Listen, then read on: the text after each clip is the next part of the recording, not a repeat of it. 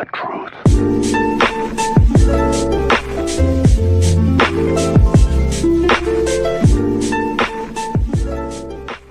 Listen, anytime one of my teammates go off like that, it's great to watch, man. It's great not only for the individual but for the fans as well. To be a part of a night like that, and then interacting with the fans is always great. They give us, the Laker faithful have been, so great to us, at the start of the season, and showing my appreciation back.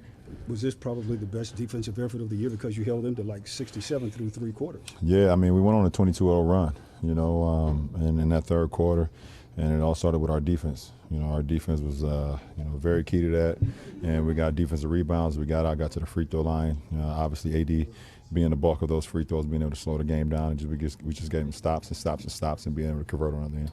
LeBron, you knew everything about AD's game before he got here over the years. So what have you seen, though, just being his teammate, being on the floor, that was kind of epitomized by that third quarter?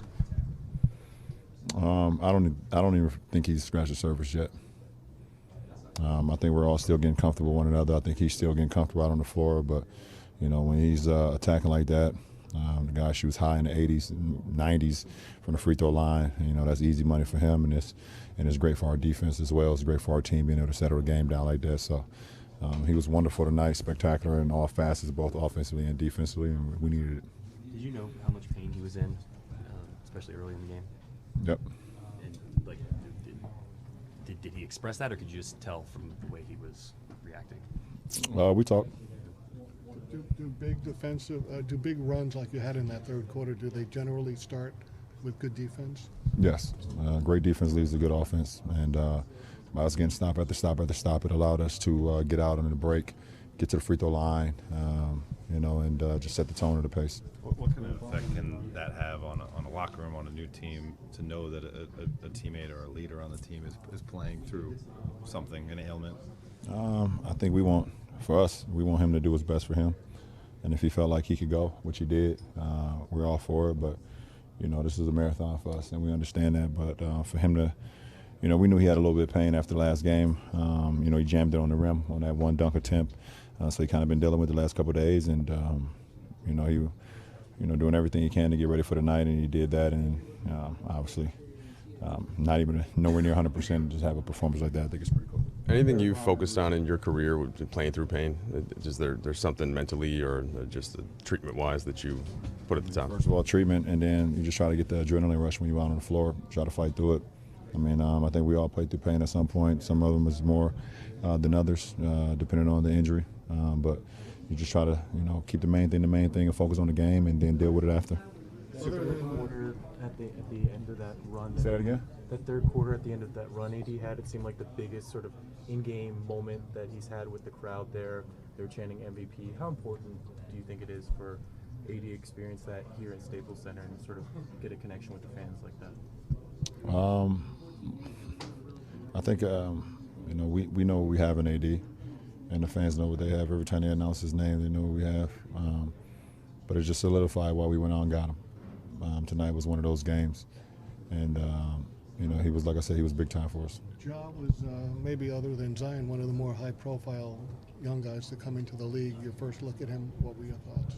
Super explosive, super intelligent, and I think he's going to continue to get better and better as he continue to read and play against different defenses in our league.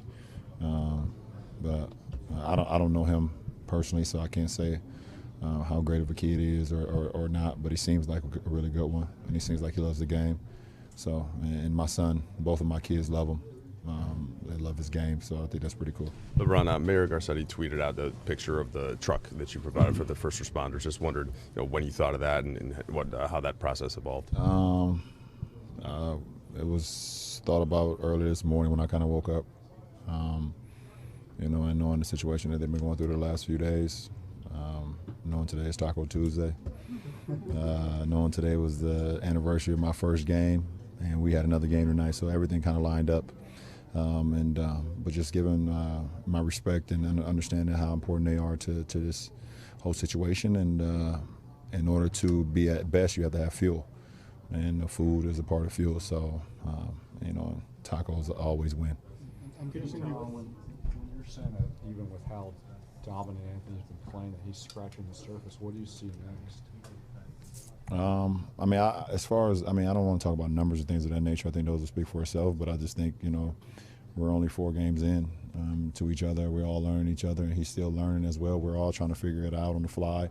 But we get more practices, more games. We're getting even more comfortable. So, like I said, I think not only he's just scratching the surface, but the rest of us as well. It's super early, but it's the best start for a Lakers team since 2010, 2011. And obviously getting back to the fun, the fan interaction, it seems like there's a rapport already developing between you guys on the team and the crowd. Do you think that's any sort of healing or making up for what it was last year already in terms of I don't live in the past. I live in the present. And one thing about it, I knew when this team was assembled, we started to get close right away. You know, we all discussed what we wanted to do this season. You know, our mini camp in Vegas was great, and we just carried that on. And I think we are, you know, a very close-knit team, even as early as it is in the season. And we're going to continue to build that trust not only on the floor but off the floor. And, you know, it will help us, you know, be even more dynamic when the game starts. I'm sure you've played alongside some big men who weren't very good at the free throw line. What does it do for a team to have a big guy who can actually make those? I've played with 2 of the greatest big man free throw shooters in my career, and that's Anthony Davis and Chris Bosh. So it's a luxury to have guys like that can go inside, can go outside, can shoot threes, can put the ball on the ground, can defend, and if you foul them, they're going to make free throws too. So it's not about the guys that couldn't shoot the free throws. It's 2 of the greatest power forwards that I ever played with, and that's Chris Bosh and now Anthony Davis. Appreciate it.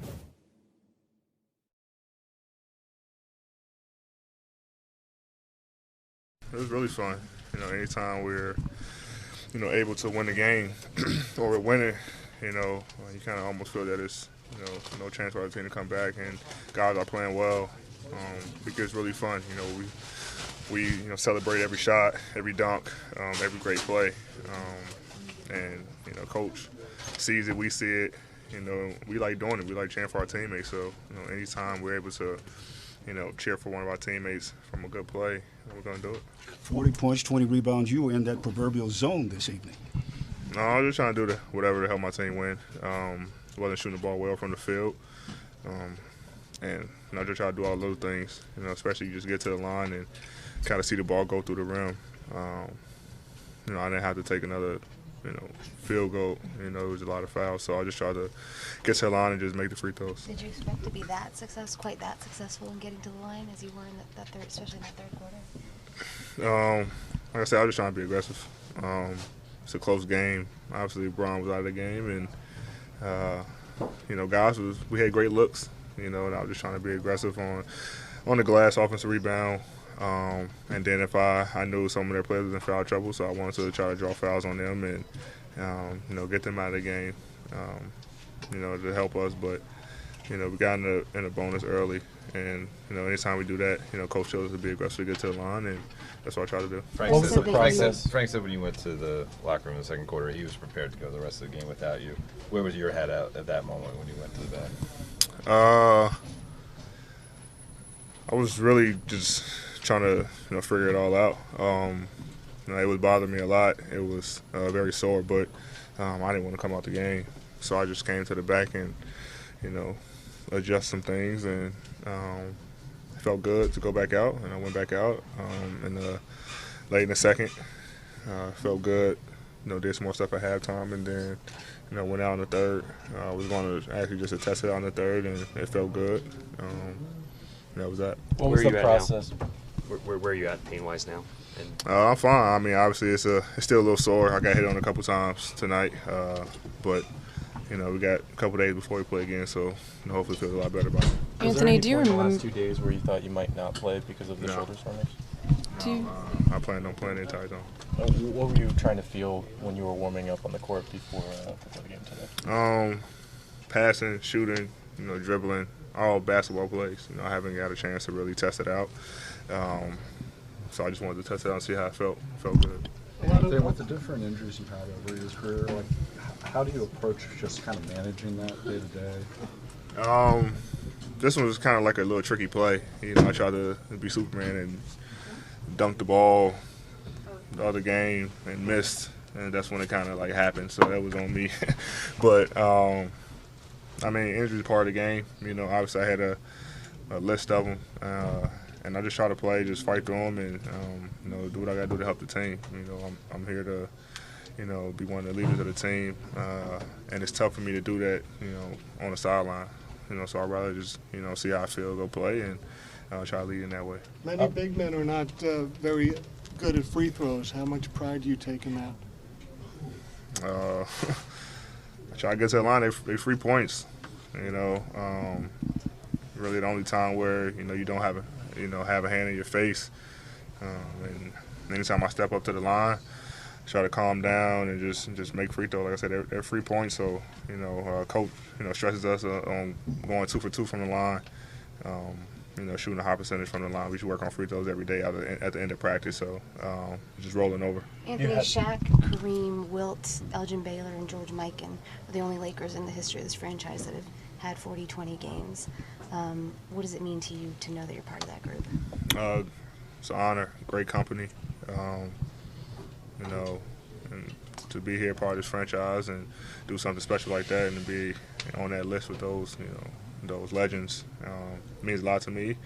But what's more important, I'm happy that we got the win.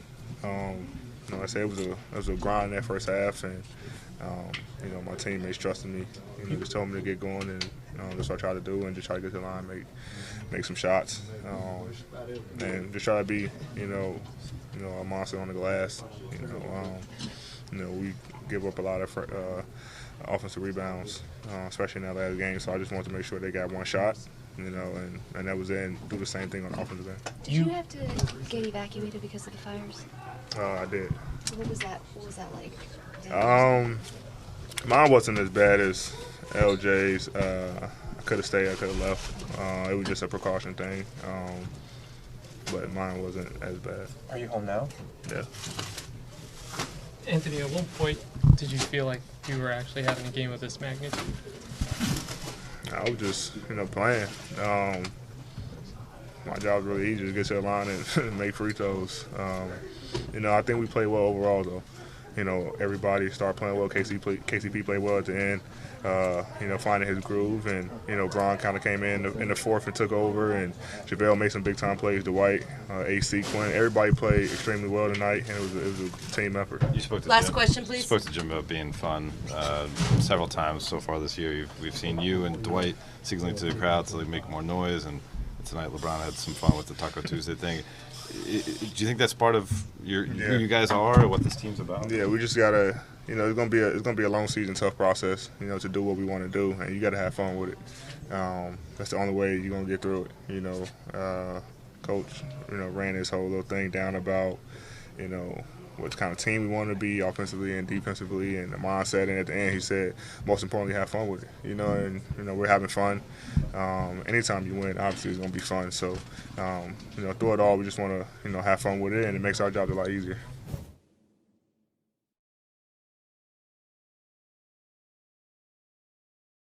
Hey, Frank, how would you describe Anthony Davis's performance, and especially just as it looked like his shoulder was a bit sore? You know, he gutted it out, you know, playing in some pain, and it was dominant. You know, is probably the word. I mean, he was obviously impacting the game on both ends of the floor, but, you know, just the pressure he puts on a defense, you know, with his ability to spin out of lobs, his ability to attack the basket with the ball, and then what he's doing on the glass is spectacular as well. So, you know, they didn't have an answer for him tonight, and he was terrific. Did you get any answer from him, just what happened specifically with the shoulder and what the kind of the plan was just to get him through the game? No, I mean, we just, you know, I just met with the medical team and or discussed it with the medical team. Told them during that first time out, check him out and let us know if we got to pull him, we'll pull him. And, you know, they decided he's good to go. Frank, tonight and also the last couple games, your team has been like interacting with the crowd, raising their hands, making more noise. LeBron was having some fun at the end of the bench tonight. Considering all the attention and maybe you call it pressure on this team, do you think that's a way to use the attention in a positive way for this group? Yeah, I think so. You know, this is a fun team. You know, our guys like to, you know, we like to work. We understand the importance of it, but it's still basketball at the end of the day, and it should be fun. Especially when you're playing well. Our team's on a run, and those guys enjoyed it, so they deserved it. Hey, Coach, the starting group hasn't necessarily come out of the gate very hot, and you guys have, of course, gotten the wins. How patient are you going to be with that group, and is some of that just kind of waiting for a couple of guys to get healthy? Well, it's a little bit of waiting for some guys to get healthy. I like to do rotations, in sort of 5-game increments. Like let the preseason play out. Okay, whatever we settle on, let's see what this looks like for 5 games. There's a lot of peaks and valleys. And guys have good games. I try not to yo-yo the starting lineup very much, and we'll see how it continues to progress. Frank, I know you look at numbers and analytics and things like that. Have you ever seen somebody 20 points in the second half on 1 field goal attempt? I'm pretty sure I've not. I'm pretty sure I've never seen 40 and 20 in 30 minutes. Yeah. What was happening that allowed him to get to the line, as effectively as he did? Well, like I said, he puts pressure, by not settling for the jump shot. He was attacking the basket with the basketball, and I think one of the things that's not really as visible to everyone is Dwight Howard's presence out there and JaVale McGee. Those guys being active on the glass, they require a lot of attention. So now Anthony a lot of times getting single coverage on box outs, and he's dominating those. So to have those two guys, both attacking the glass the way they are. I mean, Anthony had 8 offensive rebounds. He probably got fouled on most of them. So that's part of it. Frank, it seems like he brings the ball up a little bit too. Is that by design, or is that just that's how it's evolving sometimes? No, it's by design. He's we call him a rebound and push guy. We want a point guard led break with whoever we designate as the point guard, whether it's LeBron or Quinn or Alex, or when Rajon is back. But we'll have rebound and push guys. So Anthony, Kuz, if they rebound the ball, everybody just gets out and flies, and it creates a different dynamic of the break because the matchups are tricky. You have big guys picking up the ball in transition, and that's unique. So we're getting a lot of value out of that. Is that something he's comfortable with, or has he done that a lot in the past? Oh yeah. No, he's definitely done that a lot in New Orleans. It's not anything new to him. Hi. When Anthony Davis went in to get his shoulder retaped, did you know that it was just for a retape, or were you worried that he had hurt it again or felt too much pain? I was prepared to go the rest of the game without him. Like I said, he went in the back, and we're getting close to the time that he was, his rotation where he was going to go back in. He wasn't around, so at that point, I thought all night that there was a chance that we could have to play the game without him. So we were prepared to do so. I think if you add the last 2 games, AD is 39 for 40 at the line. Is there something about his composure or something that you see in practice, the way he can take those free throws, maybe without emotion? No, it's not really anything I see in practice. He's a great free throw shooter, and he's in a good rhythm. I think I forget whether it was the first night of the season he missed 5 free throws, or maybe the second. And I think obviously a great shooter misses free throws like that. That's going to lock in your focus in the practice. So that's probably paid dividends in the last couple games. Hey, Frank, every season Anthony has had a few number of injuries. I was wondering, when you're looking at the big picture with that and the shoulder, how does that shape how you guys manage him? Well, we understand everybody in our team. We're trying to manage for the big picture. It's an 82-game grind, and obviously the playoffs are the most important part. We want everybody fresh going into it. So when you have an injury, with whatever severity it may be, you really defer to the medical team, and they know where we stand on. We're not going to force guys out there unless they're good to go.